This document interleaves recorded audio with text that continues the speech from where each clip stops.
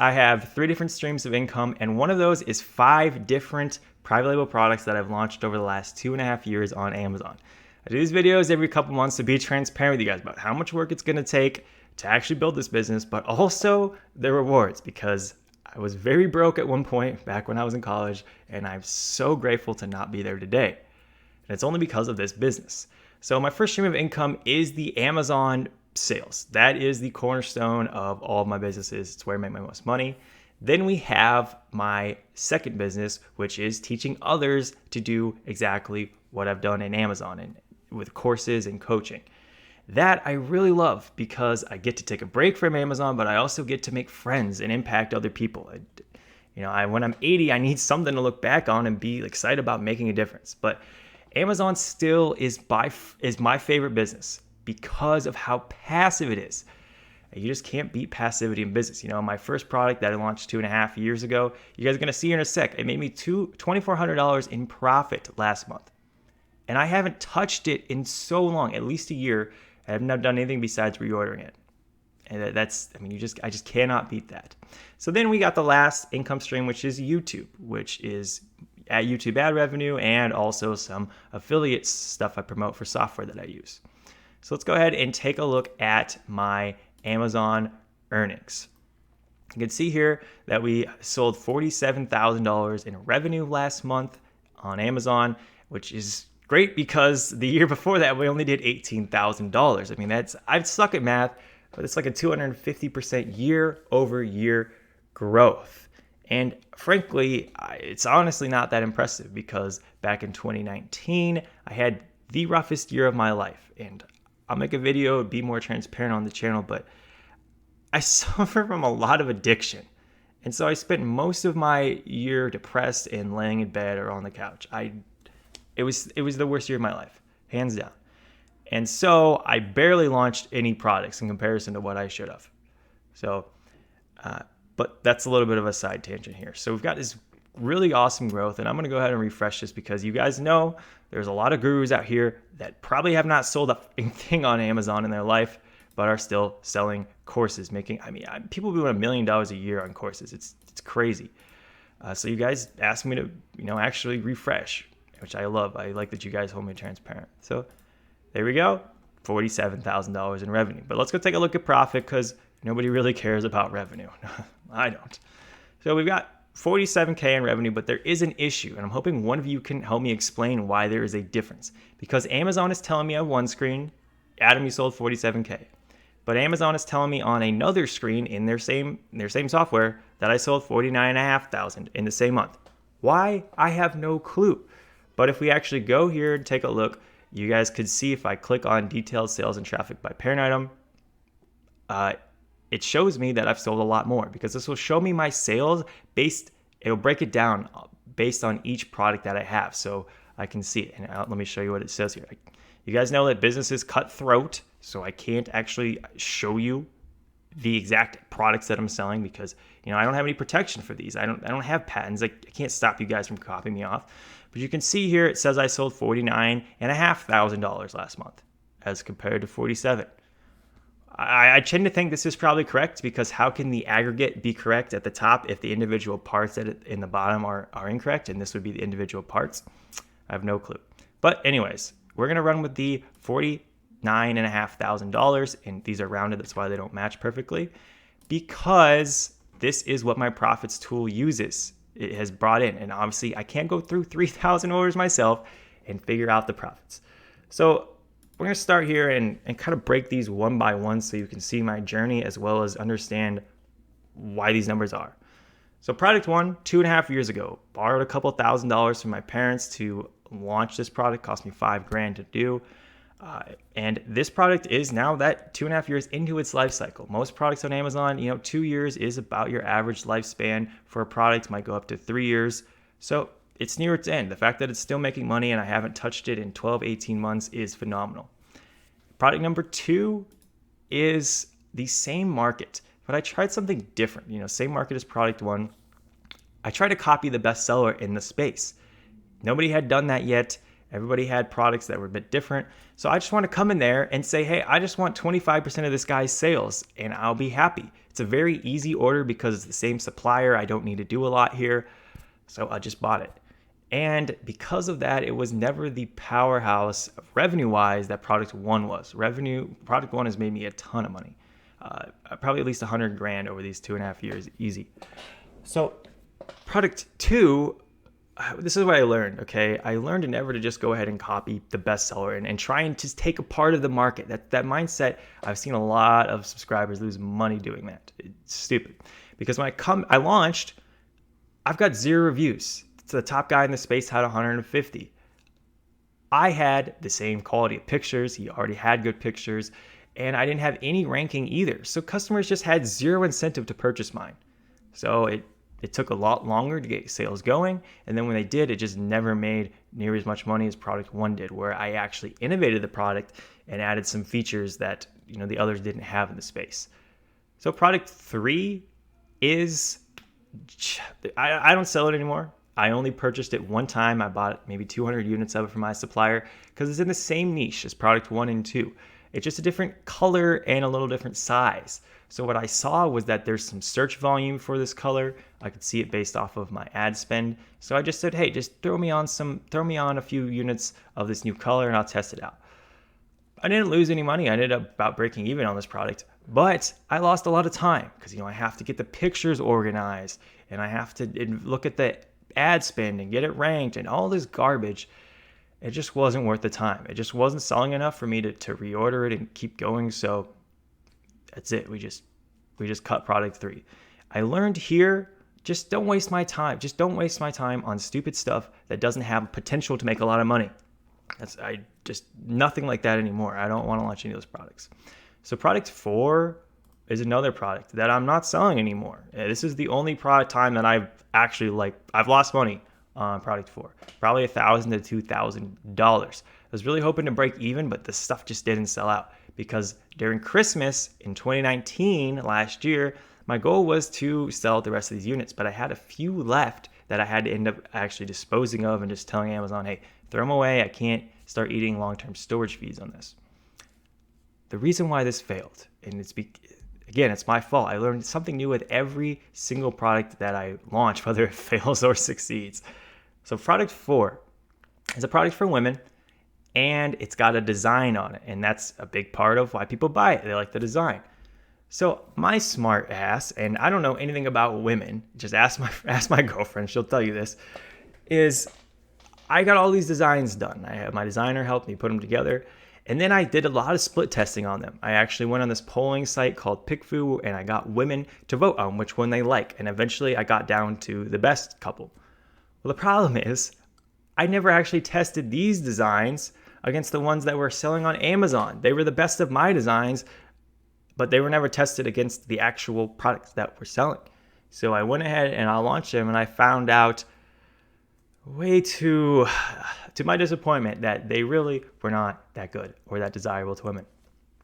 So I screwed up. That was my fault. That's why I lost some money. And after a while, we sold out.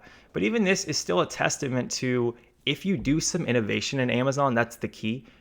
Each of these products I've launched besides product 2 have been different than what's out there. They haven't just been straight ripoffs of anything that's out there. They're unique. And so even if they don't sell like I was expecting to, they do end up eventually selling out or getting very close. I mean, losing $1,000 to $2,000 on product 4 is not great, but considering I spent 10 grand to order it, it's really not that bad. I mean, it's just one product. So that's the key. It's just different enough that there is going to be some demand for it. And eventually people will find that. They'll realize there's nothing else on Amazon that fits their needs the same way, and so they do end up purchasing it. So that's one nice thing. When you do some differentiation, you usually don't, it's really hard to lose all your money unless you do something real stupid. Product 5 is the cornerstone of my business. You see, it's about half of the revenue for my business. It's a killer, and it's spawning 2 new products that I'm working on right now.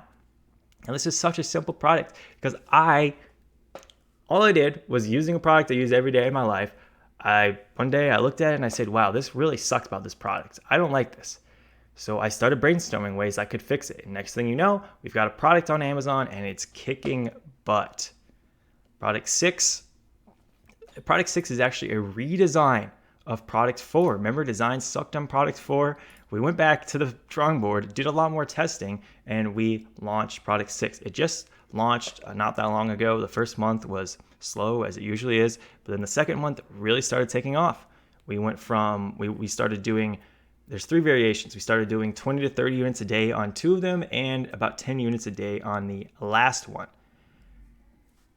And we're stocked out now. We're stocked out of all of them but the last. Just a couple days ago, I gave myself a mini heart attack because I saw that one of these variations had not sold a single unit that day. And I was freaking out. I mean, the listing gets suspended. What happened here? Why? What? We just put in a nice size reorder, so I'm kind of concerned if it stops selling.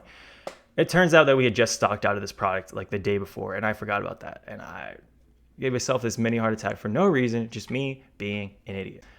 Product 7 just launched towards the end of the month, and we tried something new, which ended up costing us a lot of money. And I say we because for product 6, 7, and some future ones, I brought in a business partner who is helping me out. He's really good at execution and staying organized, and I'm frankly terrible at those things. I lose interest in a product after a couple weeks, and he's good at seeing those things through. So that's why we're working together. He's a phenomenal guy. So product 7, we launched it. We were getting a lot of clicks on our paid ads on Amazon, but we weren't getting conversions. People clicked but never ended up buying, which means either the product sucks, but we've done enough testing where we're confident that's not the issue. So it means there's something wrong with our listing, our pictures, the way we present our value proposition. Customers probably have unanswered questions. That's why they're not buying. I should also mention that as we build up reviews, that's going to help too, but that's for every single product. So what we did is we created a Facebook ad with a deep discount in order to get people's attention. And then we were hoping, because I've done this previously on one product, I tested it about 3 weeks previously. I put out the new product idea. And got for $60, I got like 30 comments of people telling me what they thought of the product idea. So it's a lot of feedback, and we were hoping to get the same thing with product 7. Well, turns out that's not what happened. Instead, we sold 150 of these units in 2.5 hours at a loss. We expected to sell maybe a couple of them. And we also didn't get the feedback we were hoping for because most of these sales didn't come from the Facebook ad. We can see that data. They came from somebody grabbing our deeply discounted product and putting that link directly in maybe a Facebook group for discounted products or a website. We don't know where it came from. We got all these sales incredibly quickly and just lost a bunch of money on it. Really good learning lesson, but we got nothing out of it. So that's why we've got such a nice little loss here for product 7. But that should just be a one-time thing because we made a mistake and it hasn't even launched. It's just in the middle of launching. So total, we've got about $15,000 in profit. It could be $14K depending on which revenue number is correct. But I'm going to assume it's the $49,500. We've got one other big expense that we did have this month. I paid $7,500 for an injection mold. Because when you create a plastic product, you have to buy a big metal piece that they inject hot plastic into to create the product. And this is a product that probably won't hit shelves for another 4 or 5 months because of the time that takes. So it seems really unfair to put that against the profit this month. It's more like an investment. It's like putting money in the stock market, and it's going to make me money later on, but not right now. I just want to make you guys aware of some of these big purchases I've made, though. I don't do that for most products. Most products cost me, when I launch a product, typically I like to set around $5,000 budget because I have the money, and sometimes we go up to $10,000 depending on the requirements of the product. So this month we sold about $2,500 in courses. This is actually down quite a bit from what would have happened, say 6 months ago. We were selling 10 to 15K a month in course sales. This is okay. I haven't been making a lot of YouTube videos, so I can't expect a lot of traction. It's probably good for the people getting in because they get a lot more attention from me, but it just hasn't been my passion creating YouTube videos. You'll see this, guys. I get super passionate about creating YouTube videos. I'll create 4 of them in a week, and then I won't create any of them for 3 weeks. It's just because of the way I am. It's like, boom, I want to do this, or then boom, I want to do that. And right now I'm just very excited about building Amazon products. That's what I'm really enjoying. So lastly, we've got our third income stream, which is YouTube stuff. In total, it's just the YouTube ad revenue and some affiliate stuff. It's only about $2,000 it's not even $2,000 in income. We've got one big expense, which I freaking hate having to pay every month. But once you have an account, it's really difficult to move on to the next one because they have so much data about you, your QuickBooks. They've got all your accounts with the IRS. Pay them $850 a month. It sucks. So, but in total, you guys could see that my income for the month was about $18,000, and this comes after expenses. So I made a lot of mistakes building this business over the last 2.5 years. The biggest one simply just being that I haven't built it fast enough. Instead of launching 2 products last year, and sure, we were suffering with addiction and then withdrawal and the same thing just repeating and the depression that goes along with that. But I just wish I had launched 6 or 8 of them, or I mean, even 12. My goal was to do one every single month last year. That was my goal coming into it, which definitely didn't play out at all. But I see how much long these products can make money for. First product is 2.5 years in and it's still making money. So if I launched one product every single month, which would be a hell of a lot of work, but if I did that for a few years, then I'd have 30 products making me money at a time, and I make an insane amount of money. And the more times I go up to bat, the more chances I have to make a home run. That's the big thing, because this business often comes down to the 80-20 rule. 20% of your products make 80% of your profit.